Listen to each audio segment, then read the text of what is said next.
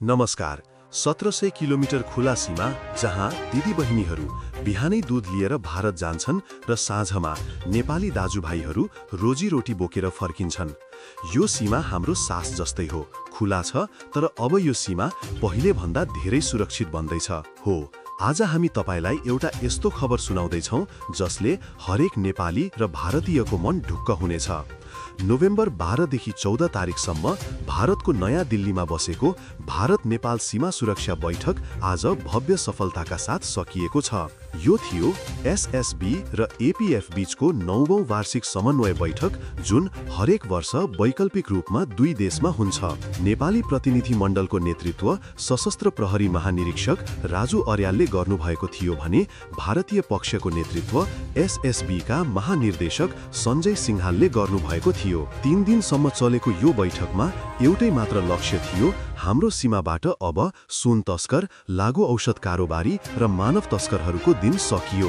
बैठकमा मुख्य रूपमा यी विषयमा छलफल भयो: सुन, लागु औषध र मानव तस्करी नियन्त्रण, नक्कली भारतीय मुद्रा FICN को कारोबार रोक्ने, सीमा स्तम्भको मर्मत र संयुक्त गस्ती, रियल टाइम सूचना आदान प्रदानलाई थप प्रभावकारी बनाउने, दुवै देशका सीमा इकाइहरू बीच संयुक्त तालिम र अभ्यास गर्ने।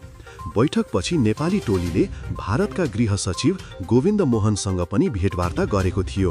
दुवै पक्षले सीमामा शान्ति कायम राख्न र अपराध नियन्त्रणमा पूर्ण सहकार्य रहने प्रतिबद्धता जनाएका छन्। र सबैभन्दा ठूलो खबर त यो छ, अर्को वर्ष सन् 2026 मा यो 10औं बैठक नेपालमै हुनेछ।